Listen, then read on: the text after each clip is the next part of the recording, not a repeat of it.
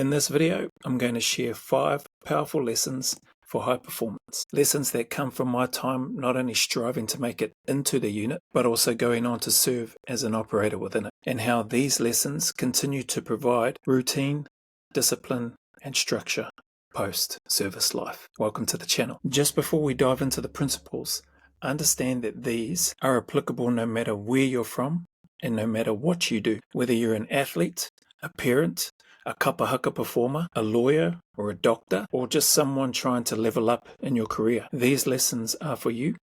So let's jump in. Lesson number 1, ownership and accountability. When you serve in the special air service, you quickly learn that nothing is more important than taking ownership of your actions and being accountable for your performance. It's not enough to just meet the required standards to get into the unit. You're expected to stay at peak physical performance and mental readiness every day. If you think you can coast after being badged, you can throw that idea out the window. If you can't perform when it counts, whether that's running, swimming, carrying a pack, or shifting, lifting and moving your own body weight, or making a decision under pressure, or working with your team, you're not just letting yourself down. You're letting everybody down. This idea of ownership and accountability doesn't just apply to soldiers in the SAS. Imagine a doctor who shows up for work unprepared, mentally distracted, maybe even hungover. The lives of patients are on the line. Or think about a lawyer who turns up unprepared for a case. They could lose a case that significantly impacts somebody's future. Or an athlete who turns up for work on game day out of shape. He or she becomes a liability, a target for the opposition to exploit, and ultimately that player, that person, could cost the team the game. Whatever your job is, take ownership and be accountable for your performance. Lesson 2, physical and mental preparedness. In the SAS, your physical fitness isn't just a requirement, it's a lifestyle. And that lifestyle, if you fully embrace it, at least from my experience, takes shape and comes into effect before, during, and after your time in the unit. And although physical fitness is great and very helpful, it's nothing without mental toughness and discipline to prepare every day. Being physically fit means nothing if you are not mentally prepared, focused, and sharp. The real challenge is preparing yourself, not just for those moments when things go smoothly, but for when everything goes wrong.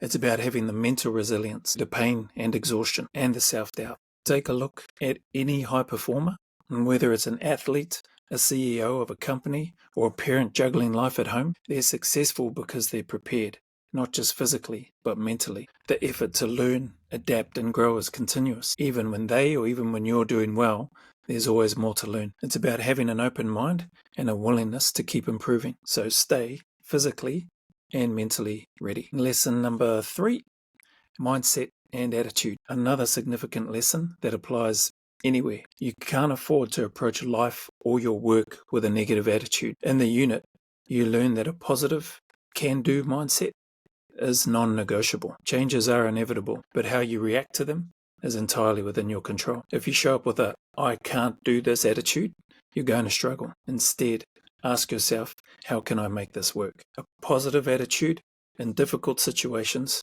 makes all the difference. Every job or responsibility comes with its challenges. It's well documented that the unit is not immune to adversity or hardship, but that's when your attitude determines your outcome, including whether you get better or whether you get worse. This same mindset applies outside of the military.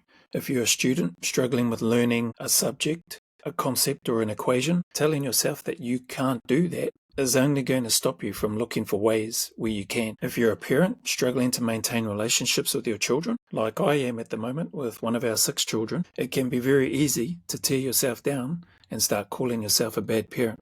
You might struggle with the use of technology. That's okay. Don't beat yourself up over it. With a simple adjustment of your mindset and attitude, combined with some effort, study, and perhaps some courage to ask for help, you'll find yourself making small, incremental improvements every day that will accumulate, and before you know it, you'll be off to the races. Embracing a positive mindset is what will help you get through the grind and keep you moving towards your goals. That brings us into lesson number 4, who dares wins. It's the motto of the SAS, and it's about taking calculated risks. Don't be reckless, but don't be afraid to step outside your comfort zone. Some of the greatest advancements in history have come from people willing to take risks. You think of space exploration or the development of self-driving cars. Those were all ideas that at one point seemed impossible, but those who dared to dream and act on it changed and are changing the world. In the military, there are moments when the easy option is to stay safe, but in my experience, the ones who succeed are the ones who dare, those who are prepared to take the plunge, those willing to push the boundaries and move past what they thought was possible. There's heaps of examples out there of people daring and failing multiple times before eventually succeeding. Thomas Edison, as an example, credited with inventing the first viable light bulb, his well-known statement of, "I didn't fail 10,000 times. I simply discovered 10,000 ways that didn't work before I succeeded." That's a fantastic mindset and attitude to have in the face of what must have been very frustrating at times, and likely while others may have been calling him crazy for trying. You have Michael Jordan, the greatest basketball player to ever grace the hardwood. Sorry to all those LeBron James fans and anybody else. Michael Jordan, at least for me, is my GOAT anyway. His quote where he states, "I've missed more than 9,000 shots in my career. I've lost almost 300 games. 26 times I've been trusted to take the game-winning shot and miss. I've failed over and over and over again in my life, and that is why I succeed." This lesson can be applied to anything. Maybe you're in a job you don't enjoy. Maybe you're thinking about starting a business. Maybe you're thinking about moving countries. Whatever it is, don't be afraid to take that next step. Yes, do your best to have at least a bit of a plan, and then take action and pull the trigger. Don't get stuck in that planning and assessing loop, constantly going over things to make sure that everything is perfect, because it'll never be. Have the courage to embrace uncertainty. Who dares wins, dare with purpose and full commitment. And that brings us to lesson number 5. The relentless pursuit of excellence, one of the core tenets of the special air service, but understanding that excellence isn't a one-time thing. It comes with that mindset and a relentless drive to be better every single day. When you're in the unit, the standards are incredibly high, naturally because the stakes are high, and you're expected to meet and live up to those standards day in and day out. It extends beyond the minimum requirements and should drive you to be the best at what you do. The relentless pursuit of excellence is about refusing to settle, refusing to be comfortable. Whatever your field or industry of expertise, whether you're coaching a team, studying for exams, or raising a family, or a provider of professional services and expertise, excellence should be your goal. Every step you take, make it count. It's about putting in that extra effort, pushing a little harder, and thinking more strategically, learning from every mistake and setback as best you can. Pursuing excellence is a daily occurrence. It presents itself multiple times throughout the day. You might be assigned a new project or task to lead for your company. You may have a new client come into your business seeking your services. You could be starting a new job. You might have been awarded a new contract. It doesn't matter what it is.